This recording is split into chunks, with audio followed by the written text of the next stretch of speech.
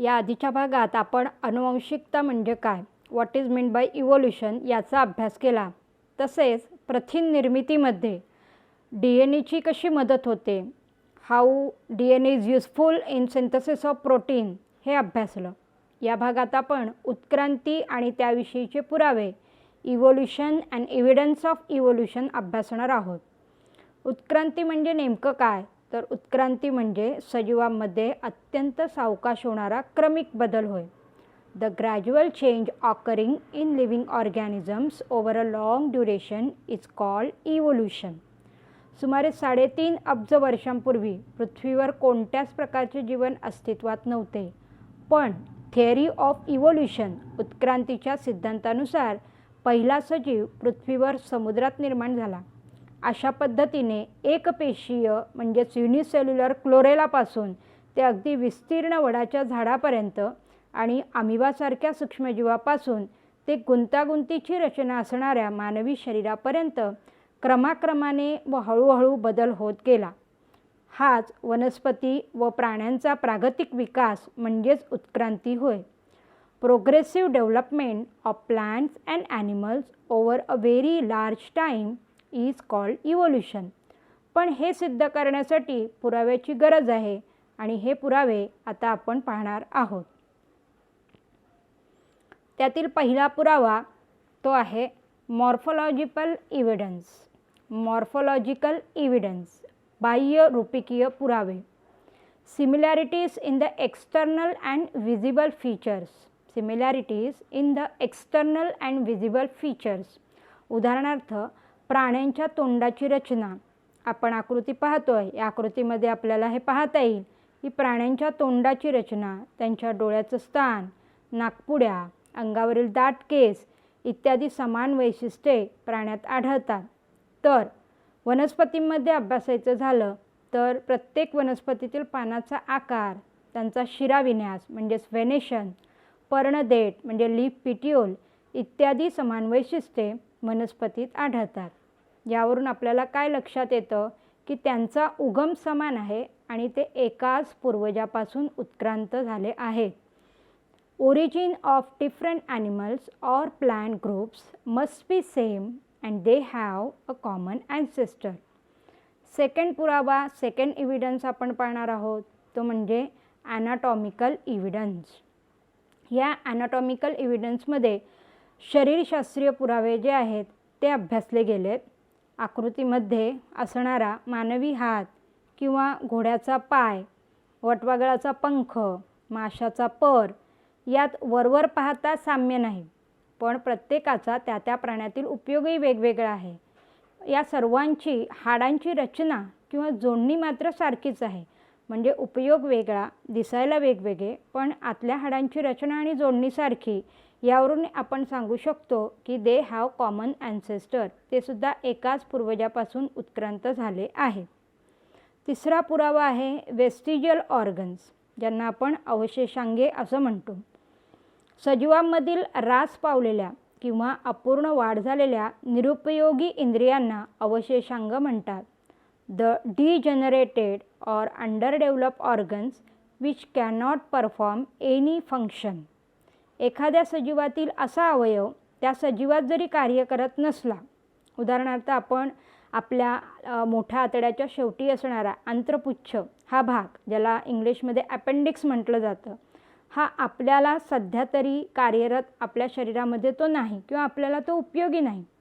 पण जे रवंथ करणारे गायीसारखे प्राणी आहेत त्यांना मात्र तो उपयोगी आहे.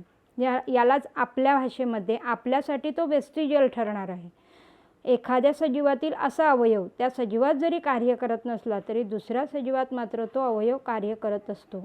उदाहरणार्थ मानवाला निरुपयोगी असणारे आंत्रपुच्छ अपेंडिक्स हे रवंथ करणाऱ्या प्राण्यांसाठी मात्र उपयुक्त आहे.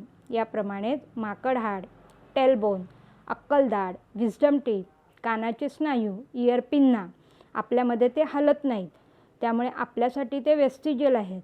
पण माकडामध्ये मात्र हा जो त्यांच्या कानातनं स्नायू आहे त्याची हालचाल जी आहे ती हालचाल शक्य होते. अशी ही काही अवशेषांगाची उदाहरणे आहेत.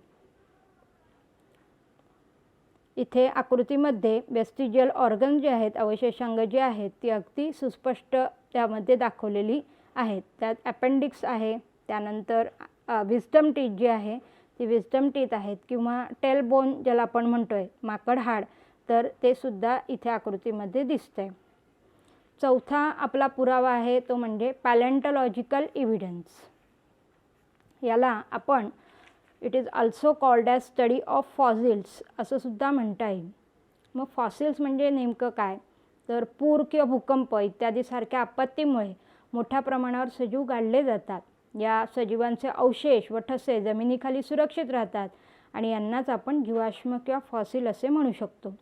जीवाश्माच्या पद्धतशीर अभ्यासावरून हे सिद्ध झालं आहे की सर्वात खोलवरच्या थरात अपृष्ठवंशीय इनव्हर्टिब्रेट्स प्राण्यांची जीवाश्म सापडली आहेत. त्यावरील थरात पृष्ठवंशीय म्हणजेच व्हर्टिब्रेस प्राण्यांची जीवाश्म जी आहेत, फॉसिल जे आहेत ते सापडलेले आहेत. पण या पृष्ठवंशीय प्राण्यामध्ये सुद्धा क्लासिफिकेशन झालेलं आहे, वर्गीकरण जे आहे ते वर्गीकरण दिसून येते. मग त्यात प्रथम मासे, मग उभयचर म्हणजेच ॲम्फिबियन, मग सरीसृप म्हणजे रेप्टाईल, पक्षी वर्ग म्हणजेच एव्ज, आणि मग सर्वात शेवटी सस्तनी वर्ग म्हणजेच मॅमल्स असा क्रम दिसून आलेला इथे आपण आकृतीमध्ये पाहू शकतो. यासाठी कार्बनी वयमापन म्हणजेच कार्बन डेटिंग ही पद्धत जी आहे ती उपयोगात आणली जाते. पाचवा आपला पुरावा आहे तो म्हणजे कनेक्टिंग लिंक्स. काही वनस्पती आणि प्राणी यांच्यात काही शारीरिक लक्षणं अशी असतात की त्यावरून त्यांचा दुसऱ्या दोन भिन्न गटांशी संबंध जोडता येतो, म्हणून त्यांना जोडणारे दुवे किंवा कनेक्टिंग लिंक्स असे म्हणता येतं. Plants and animals show similar morphological characters by which they can be related to two different groups are called as connecting links. चित्रामध्ये तुम्हाला 3 उदाहरणं जी आहेत ती उदाहरणं दिलेली आहे. ज्यामधलं पहिलं उदाहरण दिसतंय लंगफिश.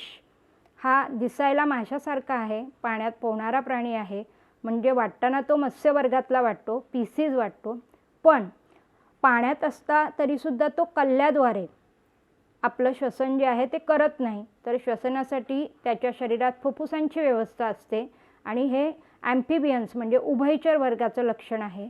त्यामुळे लंगफिश जो आहे तो असा 2 प्रकारे कनेक्टिव्हिटी दाखवतो, तो म्हणजे मत्स्यवर्ग आणि उभयचर. दुसरा जो प्राणी इथे दिसतो तो आहे डकबिल प्लॅटिपस. हा जो आहे हा रेप्टाईल्स आणि मॅमल्स, रेप्टाईल्स म्हणजे सरीसृप सरपटणारे प्राणी जे अंडी घालतात, आणि मॅमल्स म्हणजे सस्तन की ज्यांना दुग्धग्रंथी असतात. तर अशी दोन्ही लक्षणं जी आहेत ती दोन्ही लक्षणं या डकबिल प्लॅटिपसमध्ये दिसून येतात. आणि तिसरा जो आहे तो पेरिपेटस. हा जो प्राणी आहे हा ॲनिलिडा आणि आर्थ्रोपोडा. ॲनिलिडा म्हणजे वलई, म्हणजे गांडुळासारखे दिसणारे प्राणी की ज्यांच्या शरीरावर सेगमेंटेड बॉडी वलई शरीर असतं त्यांचं. आणि संधिपात प्राणी म्हणजेच झुरळासारखे प्राणी की ज्यांच्या शरीरामध्ये खुली रक्ताभिसरण संस्था ओपन सर्क्युलेटरी सिस्टीम असते. तर अशा दोन्हींना साधणारा असा हा पेरिपेटस इथे आपल्याला दिसून येतोय. 6वी सर्वात शेवटची इव्हिडन्स, शेवटचा पुरावा जो आहे तो आहे एम्ब्रिओलॉजिकल इव्हिडन्स. इथे आकृतीमध्ये आपल्याला काही प्राणी जे आहेत ते प्राणी दाखवलेले आहेत.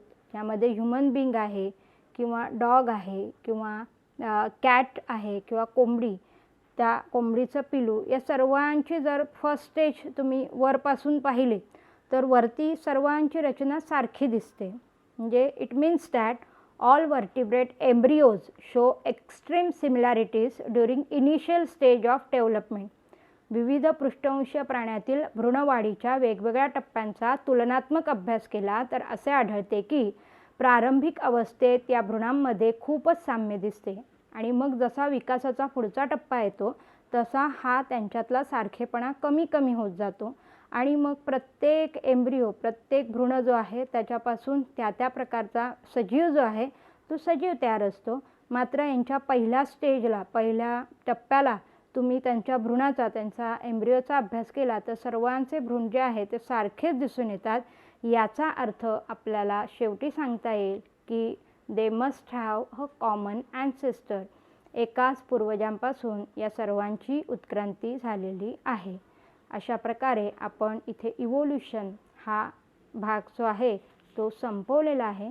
तिसऱ्या भागामध्ये आपण डार्विनने नेमकं या उत्क्रांतीविषयी, या सिद्धांताविषयी काय सांगितलेलं आहे किंवा लॅमार्क नावाच्या शास्त्रज्ञाने यावर आपलं कोणतं मत मांडलं आहे याचा सविस्तर अभ्यास करणार आहोत.